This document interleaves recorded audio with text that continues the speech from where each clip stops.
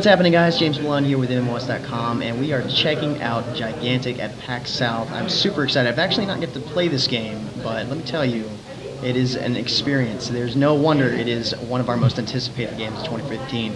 So I am sitting here with James Phinney for Gigantic. He is the creative director. Creative director, that's right. And Carter McBee, game designer.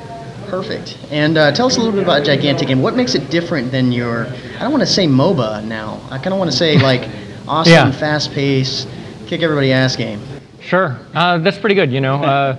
Sometimes people struggle with what genre. I think if that's got a good acronym, that could be a keeper. Yeah, with Gigantic, really, we're not just trying to evolve like MOBA rules or anything like that. In fact, internally when we started the project and as we've figured out how to make it work, that wasn't our primary point of reference. We were just trying to create awesome, fast-paced, fluid, and strategic team combat game. And so you do have 5 heroes on a side, each one controlled by a different player. You've also got a Gigantic Guardian, which is a massive creature that is the objective in the game. Each team has a Guardian, and you're trying to kill the enemy Guardian. You have a set of abilities on your character, and you actually get to upgrade those during the course of a match. But the upgrades aren't just making it more powerful. It actually can change the functionality for the skill. So if we look at Taito the Swift, we were playing, his right mouse button is this leap skill that sends you forward. The game's got a lot of verticality and just use of three-dimensional space so that like actual line of sight matters, you know, popping around cover to shoot. But that leap skill can be used to just jump up onto a ledge, get away from somebody who doesn't have that kind of mobility. And it's also a leaping attack, so you aim it at somebody, come down and stab them. One of the upgrade branches for it, though, puts it in a totally different direction. It makes it so you no longer stab when you do that, but it gives you a speed boost after you use it. So the game's designed to have a lot of tactical decisions, a lot of strategic decisions, but also be just really fast, action-y combat. Yeah, with the abilities, I noticed I played as Swift, and I had an ability with on my Q that was eventually allowed me to deflect ranged attacks. Yeah. And so I could either use that to protect my Guardian or do damage to everybody else without taking a lot of damage. And that's really cool how the personalities kind of show up in each one of the characters. I didn't expect that, honestly. Cool, yeah, when we looked at it, we really wanted to make sure we weren't just building the characters for this sort of predefined set of roles, but that there was a lot of flexibility in terms of how you work together. And you touched on it there, that deflection upgrade, you know, you're giving up other things that you could have gotten instead where it's a better offensive weapon, but it helps keep you alive, but also because the Guardians are the way you win the game, the way it works, you end up getting the Guardians vulnerable. You powered up yours, he goes in and attacks, and you're able to go in with him and try to get a wound on the enemy Guardian then. You've actually got a small window to do that, and so being able to go in and just sort of tank that damage, even as a sort of more mobile character, can make a huge difference, swing a battle for you. Absolutely, and I noticed, like you said, the Guardians are objectives. There's other smaller objectives that you can manipulate around the map. There's capture points, and then you have everything is designed to give your Guardian power. Yeah. And ultimately, that is what wins the match. Yeah.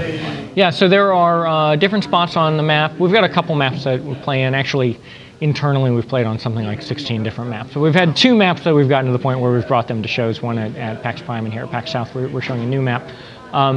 This map, the one that you saw today, has 6 different points that you can capture and summon creatures at.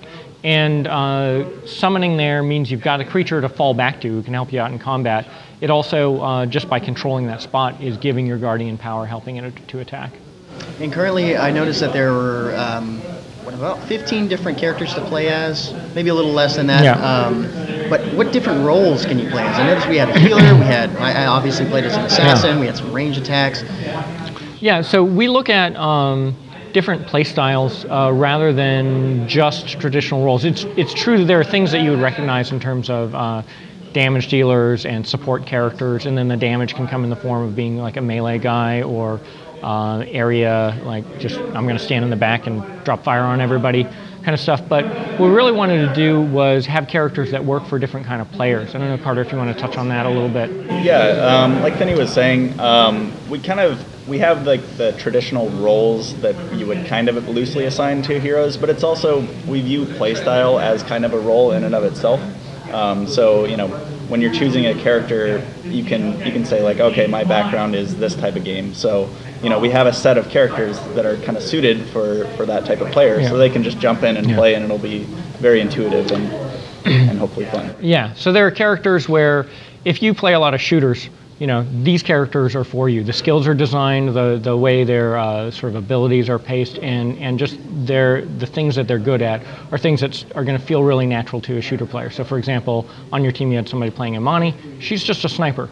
You right-click and go into like scoped in, and you're trying to get headshots on people, that kind of stuff. Very different than the character you were using, where you're mixing and matching abilities. There are characters that are designed for RPG players, for action sort of brawler kind of players. There are characters like one of the characters that's new at this show we brought in was Griselma, and she summons these portal beasts, and you don't have to aim with her at all. It's about tactical thinking about where am I going to place my summons, and trying to lure enemies into those areas, set up traps for them, stuff like that. So what we tried to do is make sure that there are characters for every player, and it was sort of an experiment early on to say, could we set up this kind of battle royale of like characters from different kind of games and have them fight against each other, and so far it's worked well. We've had fun with it.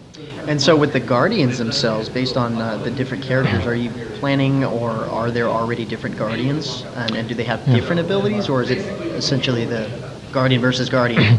Yeah, so if you formed a guild of players, you could choose your own Guardian. There are 2 that are in the game right now. We'll make more than that.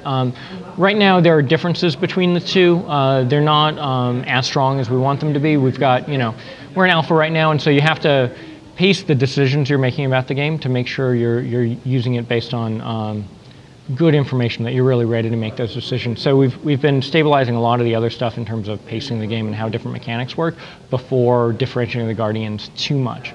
But the idea is that each one can support kind of different approach to how you want to play. So when I first saw this game, I was thinking like, okay, this is a fast-paced action version of, say, a MOBA like Smite, but really it's a lot more beyond that. No disregard of Smite, Sure. They're just different games. Yeah, absolutely. Yeah, I don't know. Couldn't we talk about? Yeah, I mean, it really feels different when you're playing it. If you're even watching a video, but when you get in and play it for yourself, it just feels different. The fluid movement and the verticality of the combat. You have abilities that can super jump you onto ledges. You really have to look at the map as not like a plane that you're just running around on, but everywhere you go, you can kind of interact with it, get to different spots. With certain characters, like Roland, for example, he has a grappling hook, so you can kind of scope out the map and be like, oh, okay, I want to get up there. So you aim there, you hit your grappling hook, it puts you up on that ledge. Now you're on a ledge that melee characters will have a tougher time getting to you. Yeah. And so it kind of changes your approach as you're playing different characters. Yeah.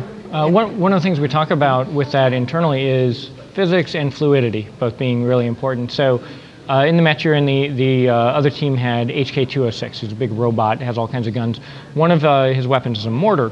It takes a little bit of time to arm, and you just have to aim it. It's not ground-targeted blow up here. It's how high do I want to shoot this, and gravity's going to do the trick. But because it takes a moment to arm, you can also shoot it near a wall and bounce it off of things. Shoot it off of somebody, have it bounce and then explode. And so learning to deal with the physics in the game is a big part of it, and making sure all the movement and interactions are fluid. You have other characters that have abilities that rush them forward.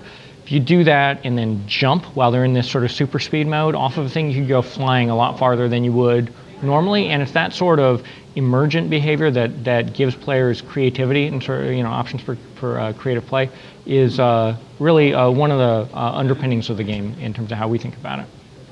Yeah, that seems really cool. And you said that you've got multiple maps in the working, so they're going to have all kinds of different verticality, along with the movement of all of the characters. I noticed that Swift was definitely Swift. I was actually building towards the speed to get in and out of the situations that way. So let me ask you this. This is a free-to-play title, and of course all free-to-play titles have some sort of monetization.